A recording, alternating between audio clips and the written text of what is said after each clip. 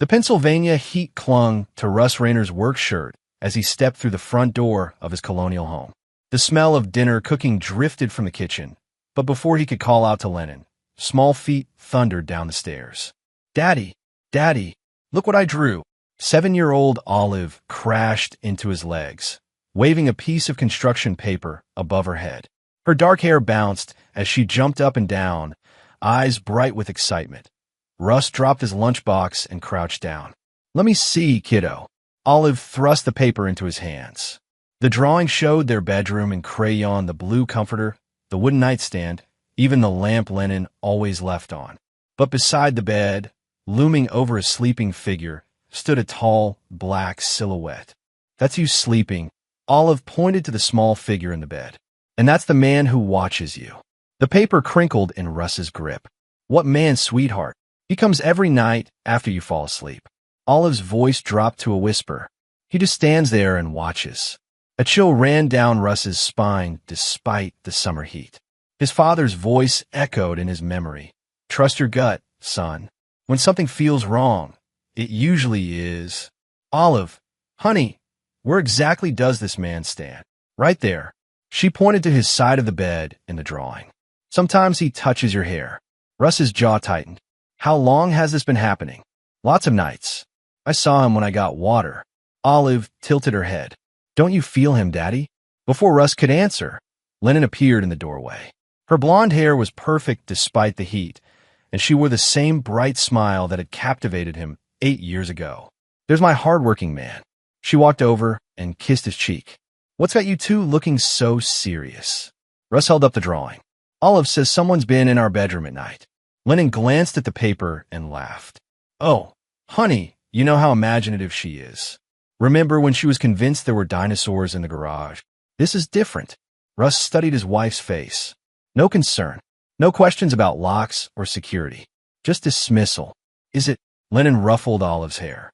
"Tell Daddy about the monster you drew last week." "That was different," Olive said quietly. "The man is real." "Of course he is, sweetheart." Lennon's voice carried that patient tone adults used with children. "Just like the purple elephant that lives in your closet." Russ watched the light fade from Olive's eyes. His daughter looked down at her shoes and mumbled, "Never mind. Why don't you go wash up for dinner?" Lennon said, "I made your favorite grilled cheese." Olive trudged upstairs without another word. Russ waited until her bedroom door closed. "She seemed pretty convinced," he said. Lennon shrugged. "Kids have wild imaginations. You're not seriously worried about some imaginary intruder, are you?" "I'm worried about why our daughter thinks someone's been in our room." "Russ." Lennon placed her hand on his arm. "You work 60 hours a week. You're exhausted. Olive's picking up on your stress and creating stories to explain it." The explanation sounded reasonable. It should have been reasonable. But Russ's father had taught him to trust facts over feelings. And the fact was that Olive had never lied to him before. "Maybe," he said, that night, after Lennon fell asleep. Russ lay awake listening. Every creak of the house, every rustle of leaves outside the window, made his muscles tense. At 2:15 a.m., he heard something, a soft footstep in the hallway. He held his breath and waited. Nothing, just the hum of the air conditioner and Lennon's gentle breathing beside him. But when he finally drifted off, he dreamed of a black figure standing over their bed. The next morning, Russ drove to the electronics store during his lunch break. The kid behind the counter couldn't have been older than 19, with sleeve tattoos and gauged ears. "You want something small?" the kid said, leading him to a display case. "This one's about the size of a thumb drive. Records in high definition, motion-activated, 8-hour battery life." "What about night vision?" "Sure thing. This baby will pick up anything in infrared." Popular with worried parents, if you know what I mean. Russ bought 2 cameras and a small monitor. He spent his afternoon break reading the instruction manual in his truck. That evening, while Lennon gave Olive a bath, Russ installed the first camera behind a picture frame on the dresser. The angle gave a clear view of his side of the bed. He hid the second camera in his sock drawer as backup. "What are you doing up there?" Lennon called from downstairs. "Just looking for my good shoes," he called back. "Found them." They went to bed at their usual time. Lennon read a magazine, while Russ pretended to check emails on his phone. She turned off the light at 10:30. Love you, she murmured, rolling on her side. Love you too. Russ lay still for an hour, waiting. His muscles ached from staying motionless, but he forced himself to breathe slowly and evenly. At 11:45, genuine exhaustion finally pulled him under that he woke at 6 a.m. to his alarm and immediately checked the camera. The memory card was corrupted. Hours of static, then nothing. Damn thing's defective, he muttered. What's defective? Lennon asked from the bathroom. Work stuff. Cheap equipment. But as he scrolled through the static, one frame flashed clear for a split second. A tall, dark shape beside the bed. Russ's hand shook as he replayed the sequence. Static, static, flash of darkness, more static. He couldn't be sure what he'd seen. That night, he activated the backup camera hidden in the smoke detector. This one had a wider angle and better night vision. He also placed a small piece of clear tape across the bottom of their bedroom door, invisible unless you knew to look for it. The next morning, the tape was broken. Russ started keeping a notebook. Small things at first times Lennon said she'd been one place when he'd called another. Receipts that didn't match her stories. The way she always showered immediately after going to the grocery store, that on Tuesday, she said she'd spent the morning cleaning the basement. But the basement was exactly as messy as it had been Sunday night. Russ wrote it down on Wednesday. She claimed to have lunch with her sister, but when he mentioned it to his mother-in-law, she said Lennon hadn't seen her sister in weeks. He wrote that down too. Olive kept drawing. New pictures every day, always featuring the black figure. In one, the figure held something long and thin. In another, it stood closer to the bed. Look, Daddy, Olive showed him the latest drawing on Friday evening. Now he has a knife. The crayon drawing showed their bedroom again, but this time the black figure's hand clearly held a blade that Russ's blood turned cold. Olive, has this man ever talked to you? No, he just watches you sleep. Sometimes he touches your face real gentle-like. When you see him, where are you? In the hallway. I hide behind the door, so he can't see me. Russ knelt down to her level. Olive, this is very important. Have you told Mommy about the knife? Uh-huh. This morning. What did she say? Olive's face scrunched up. She said I was being silly and that scary pictures give people bad dreams. That evening, Russ confronted Lennon in the kitchen while she made dinner. Olive drew another picture today. Did she? Lennon didn't look up from chopping vegetables.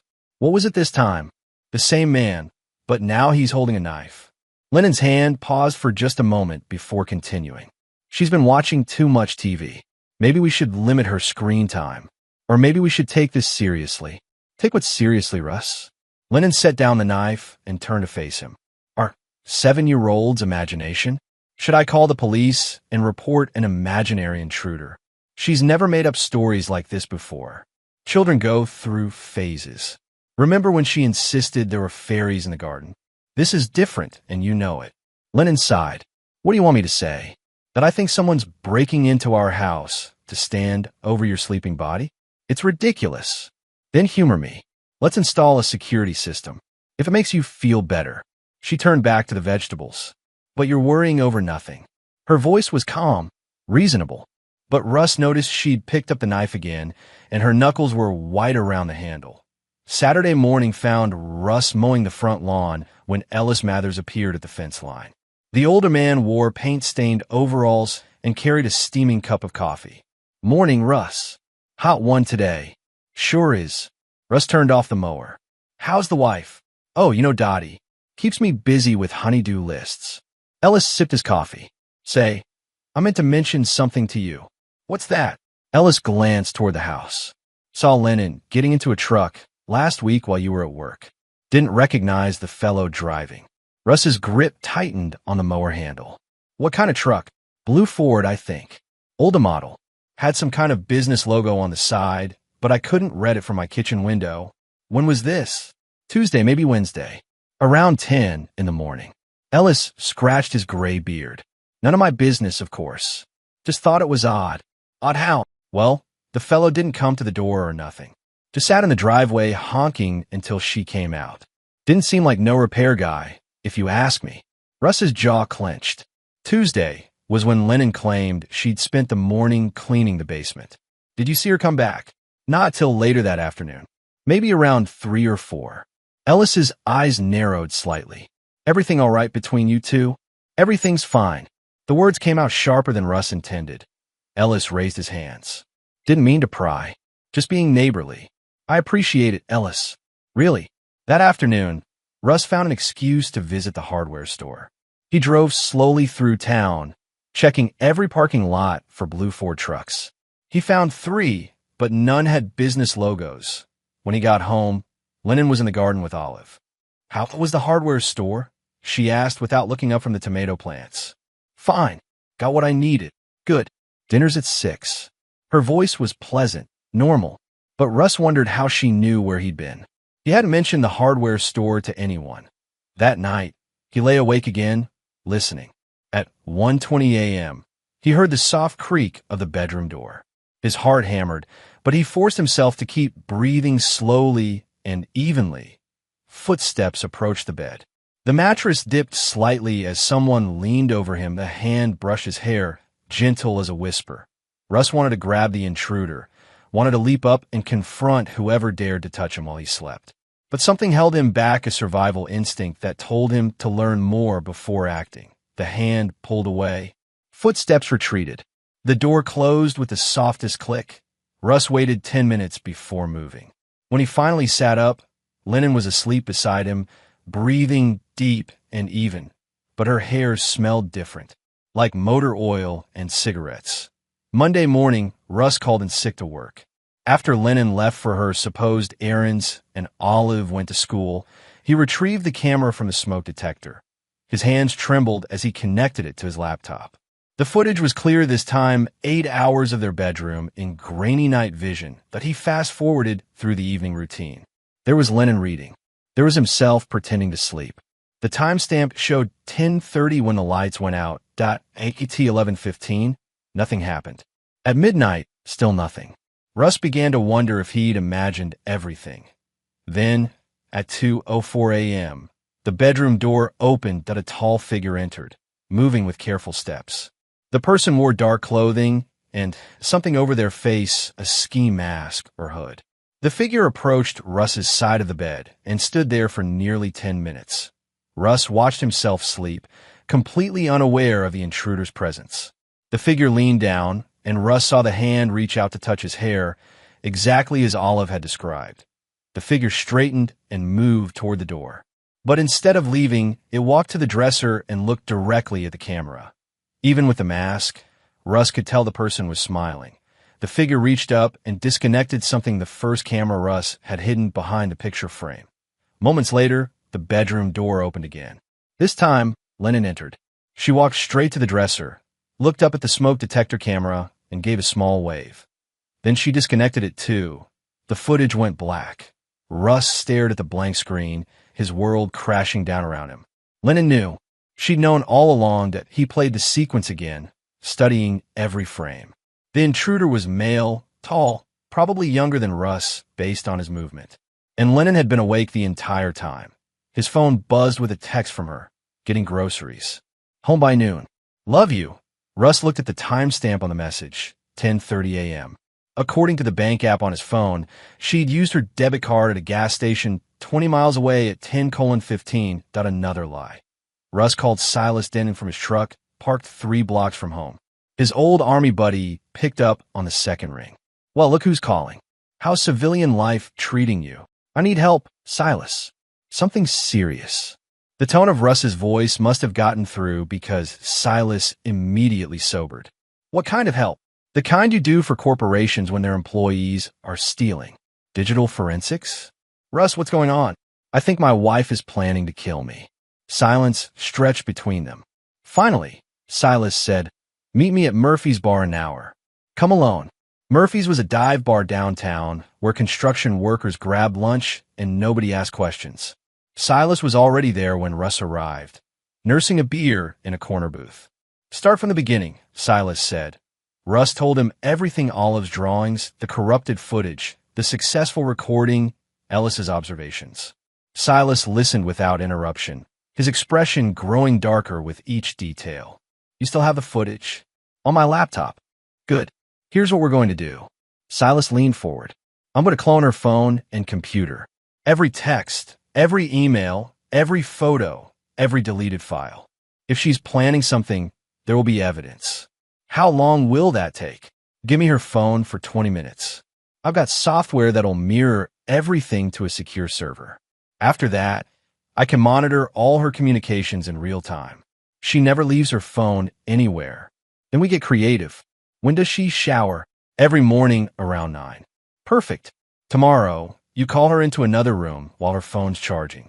I'll be ready. They shook hands in the parking lot. Russ felt like a stranger in his own life, but for the first time in weeks, he had a plan. The next morning went exactly as rehearsed. Lennon was in the shower when Russ knocked on the bathroom door. Honey, there's someone at the front door asking about the fence line. Can you talk to them? Give me 2 minutes, she called back. Russ texted Silas, who was waiting in his van down the street. While Lennon threw on a robe, Silas slipped through the back door and connected his device to her charging phone. I don't see anyone, Lennon said, looking out the front window. Probably went to the neighbors. Must have been a surveyor or something. Silas was gone by the time they returned to the kitchen. Lennon's phone looked exactly as she'd left it. That afternoon, Silas called with preliminary results. You were right to be suspicious. She's been texting someone named Marcus for over a year. I'm sending you the highlights, but Russ, this is bad. The first message Russ read made his blood freeze. Marcus, insurance pays double for accidental death, Lennon. How accidental? Marcus, breaking gone wrong. Happens all the time, Lennon. When? Marcus, soon. I've been watching him sleep for weeks. He never wakes up, Lennon. You're sure about the garage door? Marcus, he never locks it. Easy access, Lennon. The policy kicks in after 2 years. 3 more months, Marcus. 3 months then. We'll be set for life. Russ read the exchange 3 times before the words sank in. Then he called Silas back. There's more, Silas said. Pictures, email chains, even Google searches about undetectable poisons. This woman's been planning your murder for months. Who is this guy? Marcus Kelton, 28 years old, works at Kelton's Auto Body downtown. Has a record assault, breaking and entering, drug possession. Real prize winner. Send me everything. Russ, you need to go to the police. Not yet. I need more evidence. This is enough evidence. For what? Conspiracy? They'll lawyer up and claim it was just fantasy talk. I need them caught in the act. That's insane. They're planning to kill you, and I'm going to stop them. But I'm going to do it right. Russ became an actor in his own life. He kissed Lennon goodbye each morning, asked about her day each evening, and made love to her twice that week with genuine passion. He never let on that he knew. Meanwhile, he worked methodically. He opened a new bank account and began transferring money in small amounts that wouldn't trigger alerts. He contacted a divorce attorney and had papers drawn up. He researched custody laws and documented every interaction with Olive. He even enrolled Olive in counseling with Dr. Sarah Martinez, a child psychologist who specialized in trauma. She's having nightmares, he told Lennon, about the man in her drawings. I think she needs professional help. If you think it's necessary, Lennon agreed. Doctor Martinez was a gentle woman in her 40s who made Olive feel comfortable immediately. During the first session, while Olive played with toys in the corner, Dr. Martinez spoke quietly with Russ. Children this age rarely fabricate detailed, consistent stories about intruders. Has anything happened at home that might explain her fear? That's what I'm trying to figure out. I'd like to schedule regular sessions. Sometimes children reveal things to therapists that they can't tell their parents. Whatever she needs. That night, Russ lay in bed listening to Lennon's breathing. She'd been more affectionate lately, probably to keep him unsuspecting. Her hand rested on his chest, and she murmured his name in her sleep. He wondered if any of it had ever been real. Margot Fitz arrived unannounced on Saturday afternoon, which was unusual. Lennon's older sister typically called days in advance and brought her husband. This time she came alone. Is Lennon here? Margot asked. She took Olive to the park. She'll be back in an hour. Good. I need to talk to you. Margot had never liked Russ, and the feeling was mutual. She thought he was too controlling, and he thought she was a busybody who meddled in their marriage. But something in her tone made him step aside and let her in. They sat in the living room like adversaries at a negotiation. I know we've never gotten along, Margot began, but I'm worried about you. Worried how? Has Lennon been acting strange lately? Russ studied her face. Why do you ask? She called me last week asking about Mom's life insurance policy. Wanted to know how long it took to pay out after the accident. What accident? Margot's face went pale. You don't know about Mom? Lennon said she died of cancer. Cancer? Margot shook her head. Mom died in a car accident. Lost control on a wet road and hit a tree. Lennon was the one who identified the body. Russ felt the room spin slightly. When was this? 8 years ago, right before you two got married. Margot leaned forward. Russ, there's something else. Lennon had a fiancé before you. David Morrison. He died too. How? House fire. Happened while he was sleeping. Lennon inherited everything because they'd just updated his insurance policy to include her as beneficiary. The pieces clicked together in Russ's mind like bullets sliding into a chamber. She's not who you think, Margot continued. Our mom was just like her. Cold, calculating, dangerous when cornered. Why are you telling me this now? Because I think she's planning something. The way she's been asking questions, making comments about insurance and accidents. Margot's voice trailed off. I couldn't live with myself if something happened to you, and I hadn't warned you. After Margot left, Russ called Silas.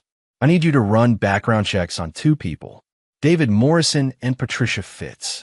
Both died in accidents. Both had Lennon as a beneficiary. Jesus, Russ.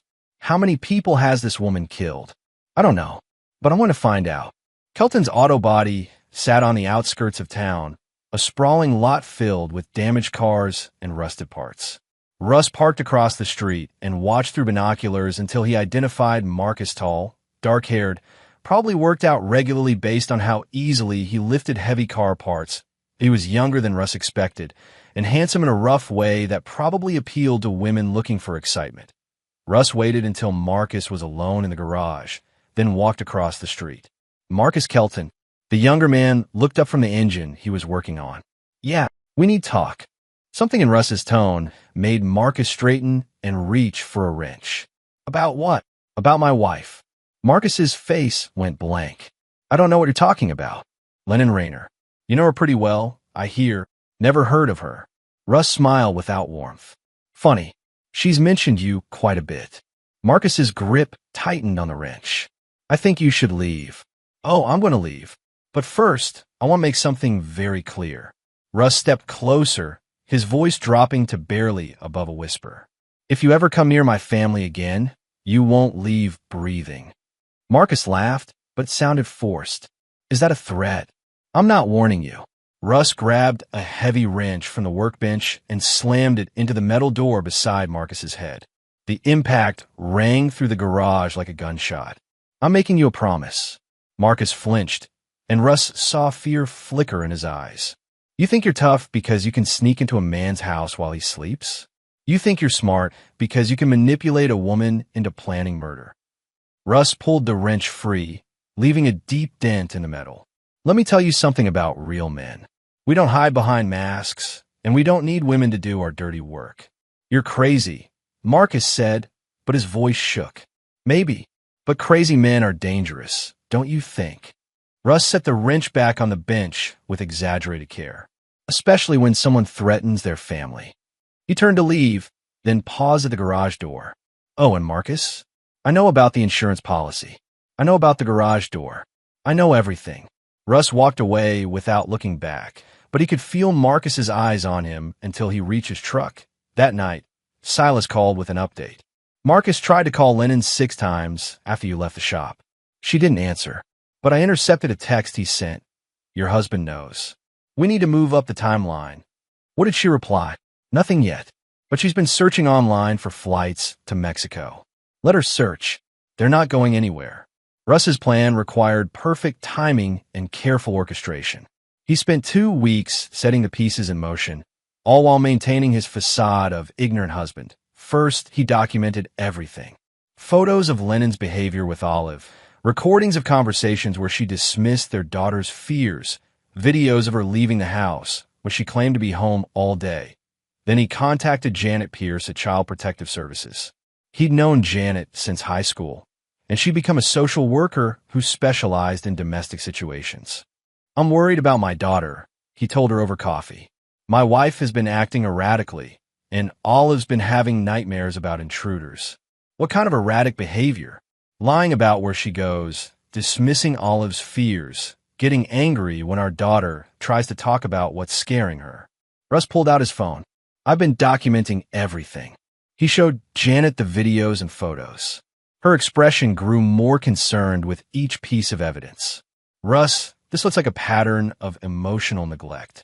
The child is clearly distressed, and the mother is invalidating her feelings. What should I do? File a report.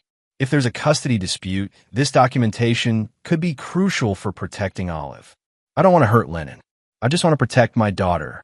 Sometimes those two things are the same. The report was filed that afternoon.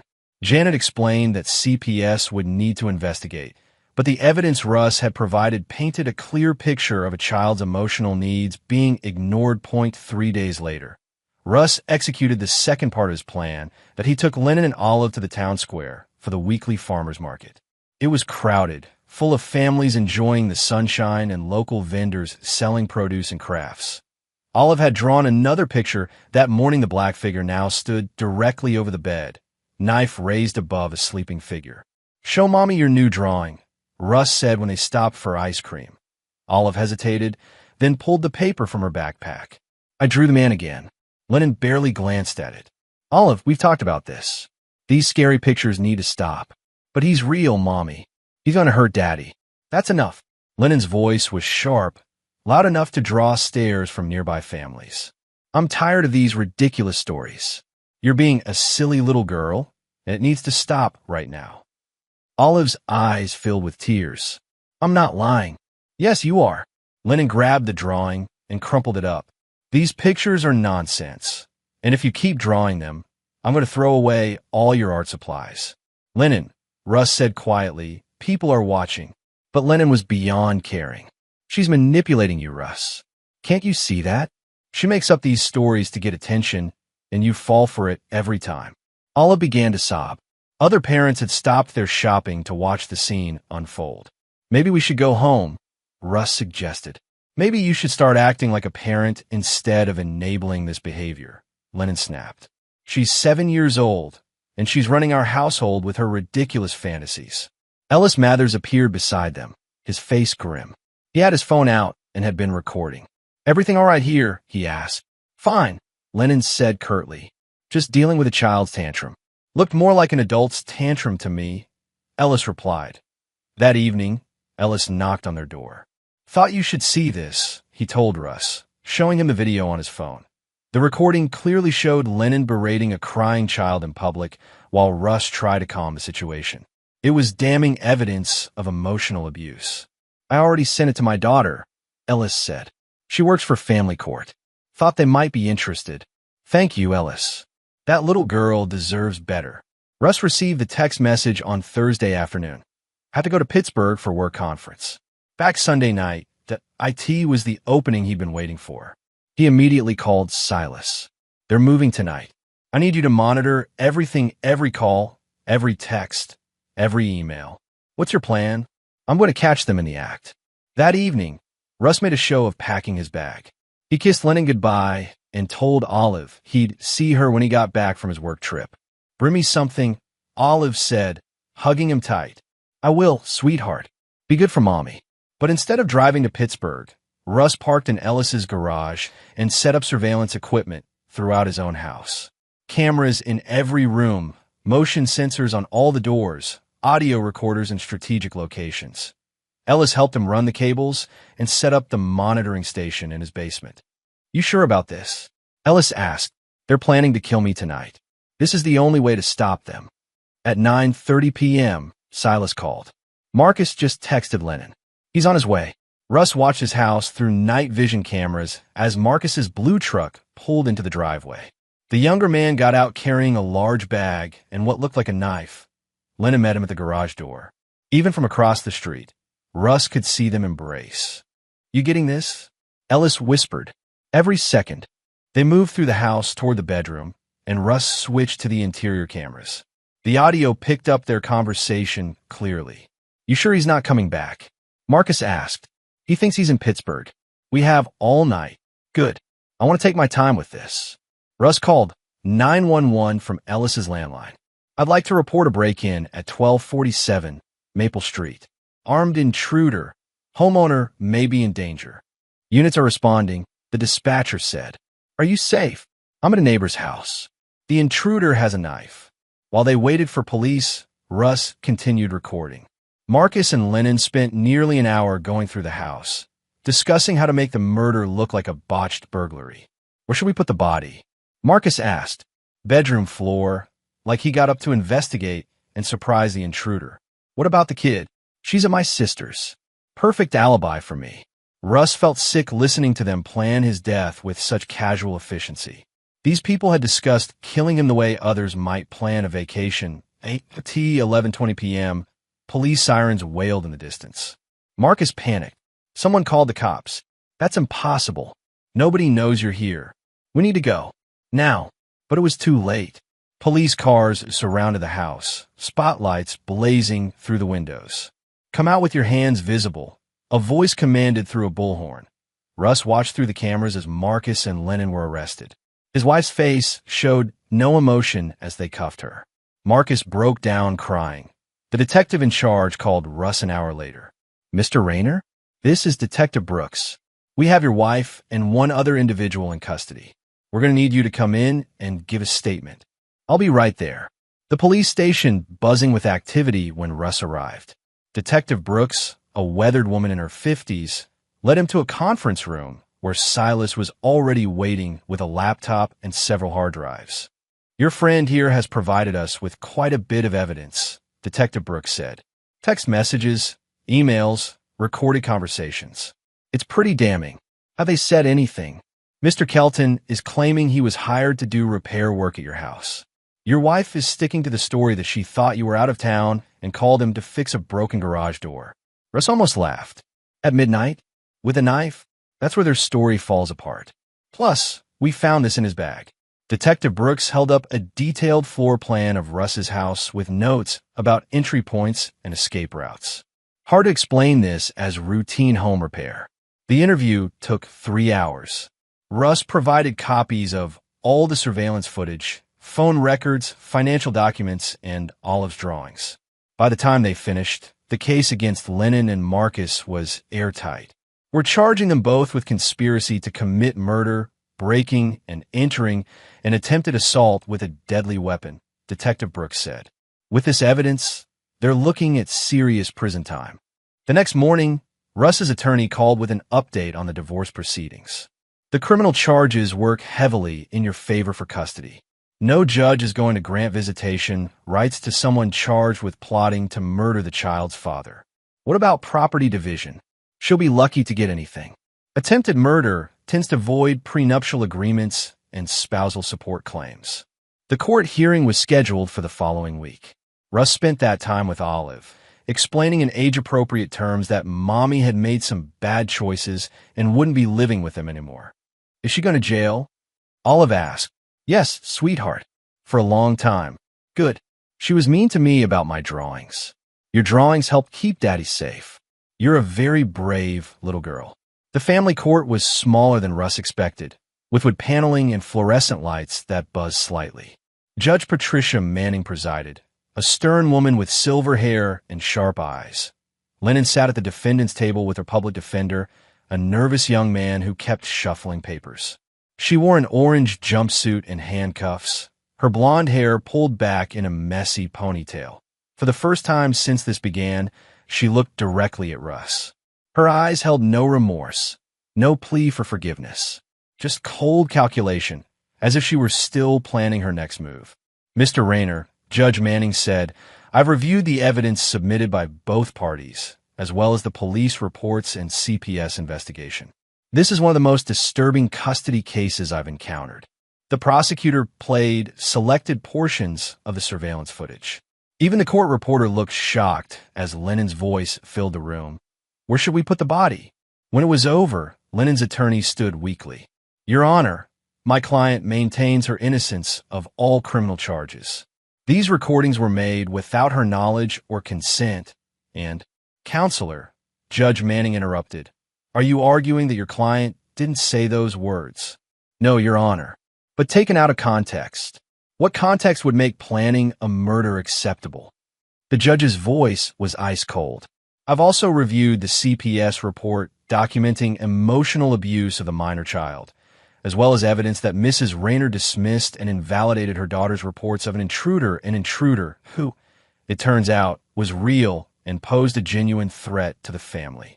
Judge Manning looked directly at Lennon. Mrs. Rayner, do you have anything to say before I issue my ruling? Lennon stood slowly. I love my daughter. Whatever mistakes I may have made, I never wanted to hurt her. You planned to murder her father in cold blood. You traumatized her by dismissing her fears and calling her a liar when she was trying to protect the family. Your idea of love is profoundly disturbed. The judge's ruling was swift and absolute. Full custody to Russ, no visitation rights for Lennon, complete forfeiture of marital assets, and a restraining order protecting both Russ and Olive. This court finds that Mrs. Rayner poses a clear and present danger to both the minor child and Mr. Rayner. Contact of any kind is prohibited. As they led Lennon away, she turned back once more. This time, Russ met her gaze steadily. He felt no satisfaction, no triumph. Just the quiet certainty that his daughter was finally safe. 6 months later, Russ and Olive moved to a quiet neighborhood 15 miles away. The house was smaller but brighter, with a fenced backyard where Olive could play safely. Margot visited every Sunday, bringing groceries and helping with household tasks. The sisters' relationship had been destroyed by Lennon's choices, but Margot was determined to maintain a connection with Olive. She looks happier, Margot observed one afternoon, watching Olive chase butterflies in the garden. She's sleeping through the night now, Russ said. No more nightmares. What about you? I sleep fine. Doors locked, alarm systems armed, and there's nothing left to fear. Dr. Martinez continued seeing Olive weekly.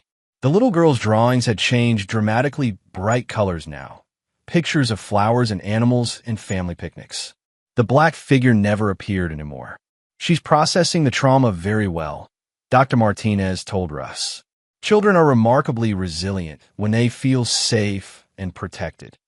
Russ kept one of Olive's original drawings framed in his home office, the first one showing the black figure beside their bed. Not as a reminder of the betrayal, but as proof that his daughter had saved their lives by trusting him with the truth. Marcus had pled guilty and received 12 years in prison. Lennon went to trial and was convicted on all charges. She received 25 years without possibility of parole. The prosecutor had called it one of the most premeditated cases he'd ever seen. The defense had argued temporary insanity, but the evidence showed months of careful planning and calculation. Russ never attended the trial. He'd seen enough of Lennon to last several lifetimes. One evening in late autumn, as Russ was helping Olive with homework, she looked up from her math problems. Daddy, do you miss Mommy? It was a question he'd been dreading, but also one he'd prepared for. I miss the person I thought she was, he said carefully. But the real Mommy made choices that hurt people, and I don't miss that. Me neither. I like it better now. What? Because you believe me when I tell you things. And you keep us safe. That night, after Olive was asleep, Russ sat on his front porch listening to the quiet sounds of their new neighborhood. Somewhere in the distance, a dog barked. A car door slammed. Normal sounds of normal life. He thought about the man he'd been 8 months ago, trusting, perhaps naive, certainly unprepared for the depths of human deception. That man was gone, replaced by someone harder and more cautious, but not bitter. Not broken, just awake. His phone buzzed with a text from Silas. How are you holding up? Russ typed back, good. We're good. And for the first time since this nightmare began, that was completely true. People think monsters hide in the dark. The truth is they sleep beside you. Until they don't.